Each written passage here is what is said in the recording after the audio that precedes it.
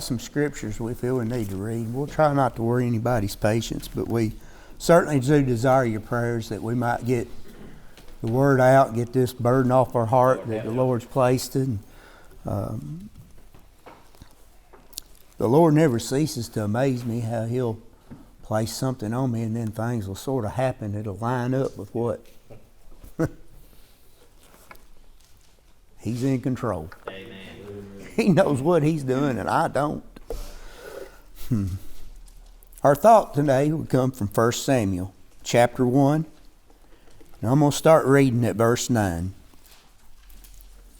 1 Samuel chapter 1 verse 9 says, So Hannah rose up after they had eaten in Shiloh, and after they had drunk. Now Eli the priest sat upon a seat by a post of the temple of the Lord. And she was in bitterness of soul, and prayed unto the Lord, and wept sore. And she vowed a vow, and said, O Lord of hosts, if thou wilt indeed look on the affliction of thine handmaid, and remember me, and not forget thine handmaid, but will give unto thine handmaid a man child, then I will give him unto the Lord all the days of his life, and there shall no razor come upon his head. And it came to pass, as she continued praying before the Lord, that Eli marked her mouth. Now Hannah spake in her heart, only her lips moved, but her voice was not heard. Therefore Eli thought that she had been drunken.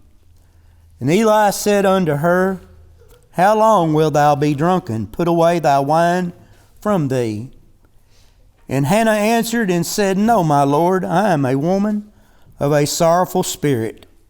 I have drunk neither wine nor strong drink, but have poured out my soul before the Lord.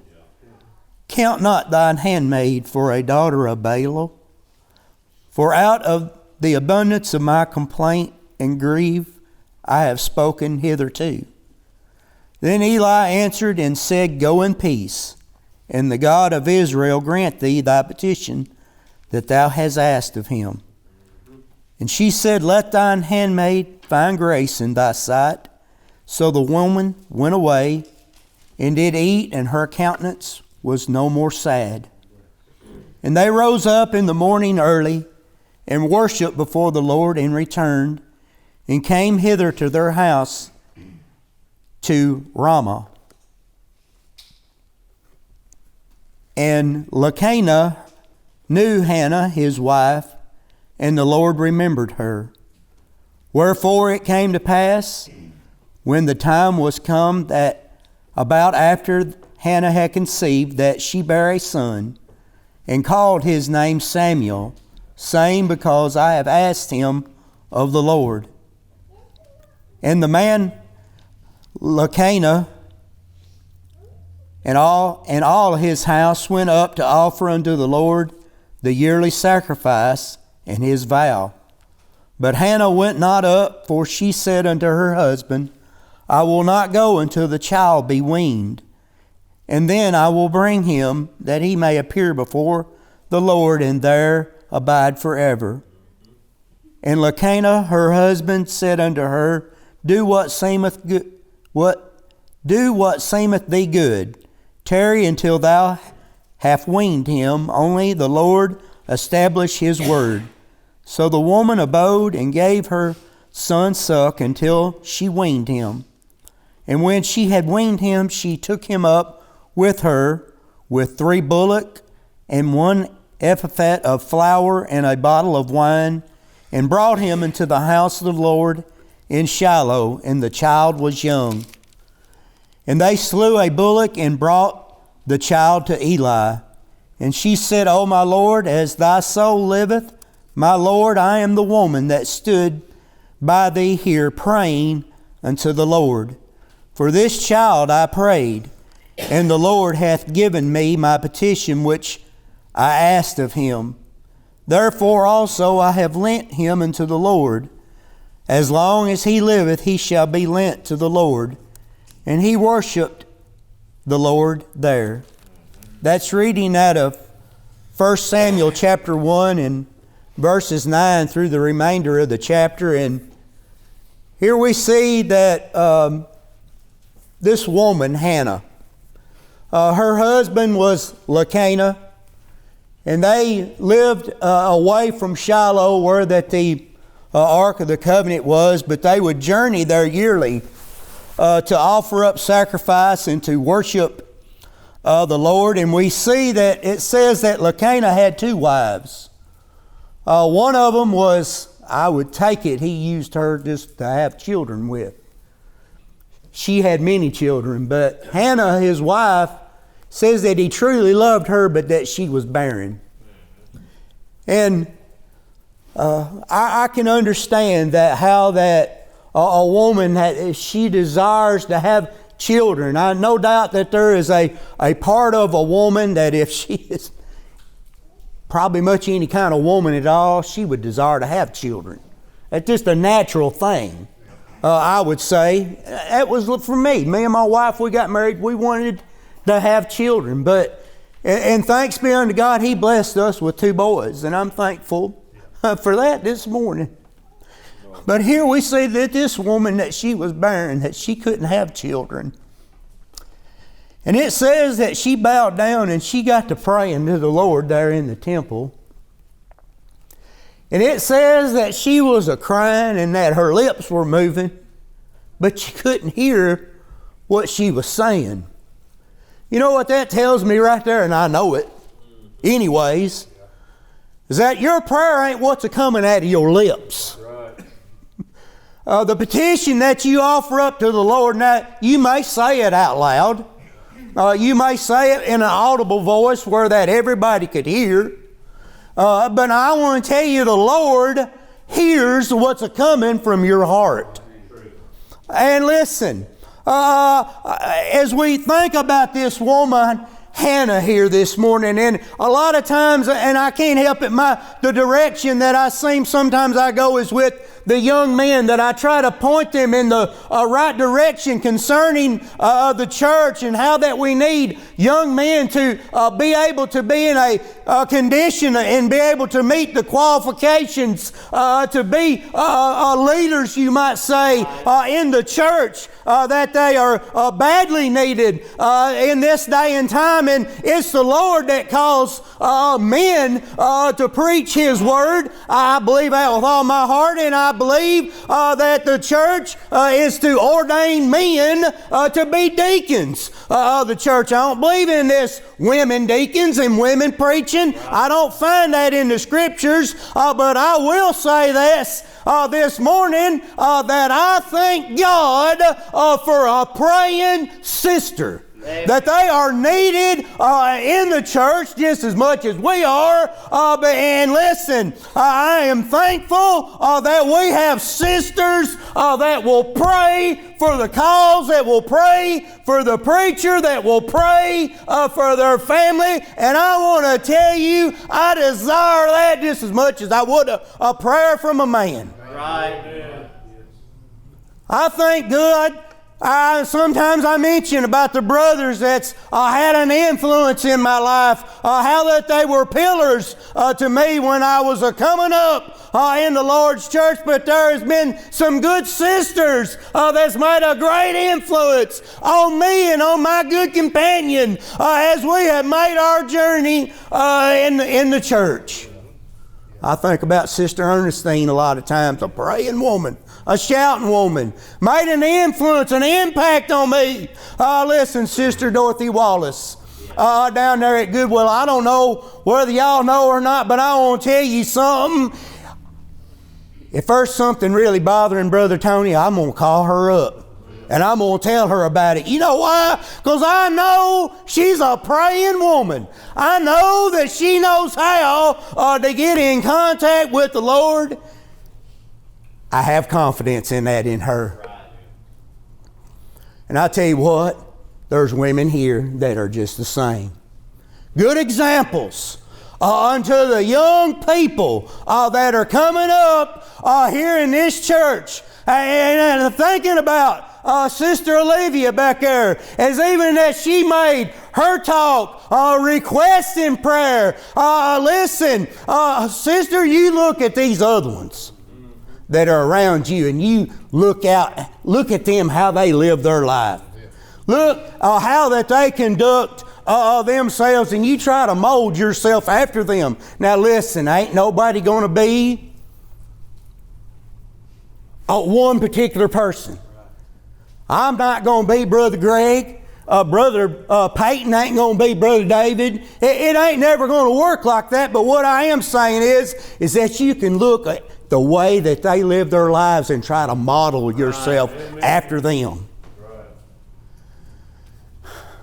You know, Charles Barkley, he's a basketball player, and he says, you know, I'm not a role model. You remember him saying that? I remember hearing him say that on sports shows or whatever. And listen, we might not like to think that we are role models. But I want to tell you something, brothers and sisters alike, these young people are watching us, how that we live our lives. And listen, we need to be living a life, one, that would be beneficial to them. You know, I seen the little girl back here a minute ago, sitting back there with Olivia, and she had the little play phone, and she had it up to her ear, and she would do it like that right there. And I thought, she has seen her mama doing that. Right. She has seen her mother talking on the phone, probably doing something with her hands and holding just. That's how that our children will do. They will watch us and they will emulate themselves after us. And listen, you good sisters, you need to be a good example to these younger sisters that are coming up. Yeah. Lord knows we live in a time where I think about, what I'm thinking about is being a good church member, and then when they get up in age and they get married, that they're good wives. Right. That they're good companions. Right. Listen, let me tell you something. The devil, he don't like it when a family is functioning like that it's supposed to. And listen, we can talk about a lot of the troubles that are in this world today, and I want to tell you part of that is where the family has been broken up. That's true. Where we don't have fathers raising their children, where there's a split home. I realize that these things happen, but listen, more and more and more as we hear about it, we are starting to see the fruits of it, aren't we? Of children that have been being raised up without any God in their life at all. Lord, help us. But we see here this woman, she prayed for a child. She prayed for a child, and the Lord granted her petition, didn't He? And she told the Lord, she says, Lord, if you'll give me this child, I'll give him back to you. More or less, that's what she said, wasn't it? You know what I get out of that right there? The children we have, if you've got them, they were gifts from God. And listen, the Lord, He ain't going to ask you to take and bring him to Siloam today and just leave him. This right here where that Samuel was left there, the temple was there, and it was a full-time job, I guess you might say, with Eli in doing the service of the Lord there. But I do believe that the Lord expects us that when He gives us children, that we need to raise them up in a godly home. Right. And make sure that they're at church, where they can be grounded and educated in the things of the Lord. I thought about over there in Proverbs, Proverbs 31. It says there, who can find a virtuous woman? Who can find a virtuous woman? For her price is far above rubies. That's Proverbs 31 and 10. What that means is talking about a morally good woman. It says that a woman that is like that she is far valuable than rubies, far valuable than gold. Let me tell you something, you young brothers, that's the kind of woman that you need to seek out to have. To be a companion. To have a companion, one that is a God-fearing woman. And listen, you go through You can start reading right there at Proverbs 31 and 10, and it'll go down through there and it'll tell all the things, how that a good wife or a good mother, how that she lives her life. That she cares about her husband, that she cares about her home, that she cares about her children. And not only does she care about them, she does the things for them that need to be done. Right. Now, I want to tell you what, that's probably politically incorrect to talk about that today, about women being keepers of the home. But the Scriptures teach it, don't they? The Scriptures teach that. Now, listen, I'm not against women having a job and going out and working. I find here that this woman here that it was talking about here, that she got out and worked. But listen, your main goal as a mother ought to be that your children are properly fed, clothed, and taken care of, and more importantly, making sure that they're at the house of the Lord. And I'll lay this even back on the fathers. That'll go back on you. Yeah. It's the father's responsibility to make sure their children are at church. But thanks be unto God for a lot of good sisters that brought their children if their husbands didn't. Thankful for them.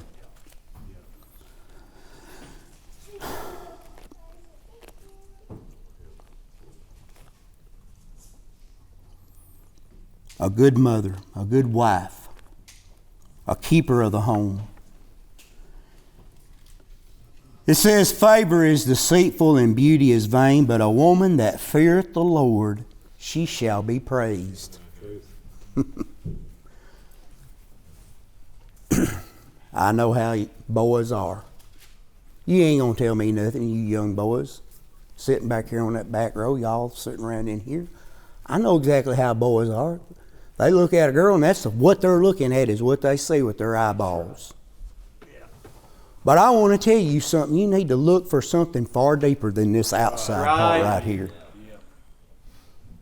A woman that fears God, a young sister that fears God is far more valuable than, listen, beauty's just skin deep. Right. Beauty's just skin deep. You know what? And beauty wears off after time, don't it? If you're together very long. And what's going to matter then after you've done been married for 5 years? How pretty she is or how good a wife you got? Right. What's going to matter then? Now, I ain't got nothing against a pretty woman. I'm not saying it's wrong to be pretty. What I'm saying is that ought not be the number one thing about it. Right. I hope I'm making that point clear. A woman can be pretty and still be a morally a virtuous woman. True.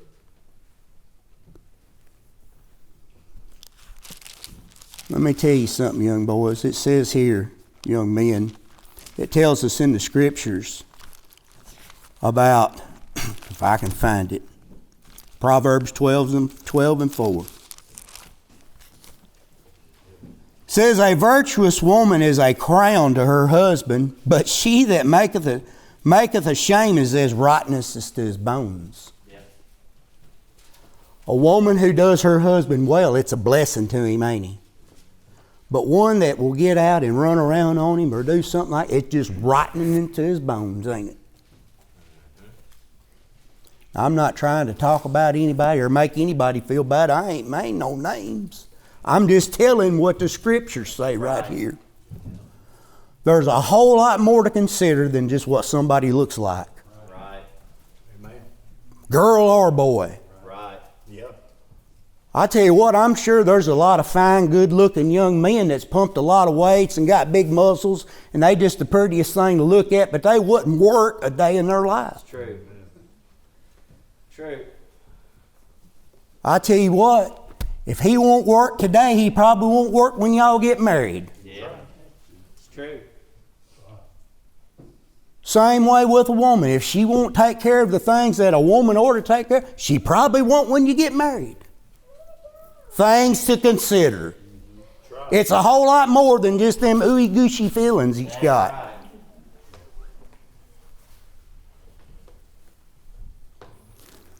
I thank God for good sisters. I thank God for a good praying woman. We need them today. We need God-fearing women today in our churches, in our communities, in our homes, that will take care of because there's it's a hard job, ain't it? And I tell you what, our husbands, we need to try our best. I try to help my wife out. I try to help her do the things that I needed to do. But it spells it out pretty plain in here. There's a duty for the man and there's things for the woman to do. Right. And what we're trying to do, it seems today like the world wants to reverse them, don't they? It's not in the chemistry. It's not the way God made us. Right. They're trying to, listen, we're trying to girly men today. That's right. Is that not what's going on today? Men are they're trying to girly, sissify what I would say men. It's true. Listen here, parents, we need to raise our young men to be men. Right. You're a man. And our young women, they need to be raised like a girl. That's right. To be taught how that they're to dress and how that they're to act. And how that it teaches in there about the older women. And listen, you older women, y'all be an example to these younger ones on how that you're to love your husbands and how that you're to treat your husbands. Right. I tell you one thing, I wouldn't do it on purpose for anything, was embarrass my companion. Wouldn't do that I probably have before. Didn't do it intentionally though. Don't run around out here trying to embarrass your spouse. Man or woman. Hold each other up. You're in this job together. That's the Lord's done with me. Lord's done with me. Sister Olivia, honey, I'm not trying to just call you out by name or embarrass you, but it does my heart good to see her coming in here with them little kids. That's right. And she's doing it on her own. She's doing it on her own. And I want to tell you something. We need to pray for her. Amen. And we need to pray for her. And Sister Olivia, honey, you can pray yourself. You can pray too. You could be just like Hannah. Get down there on your knees and offer up your request to God. He wants to answer your prayers. He wants to do that. That's my message.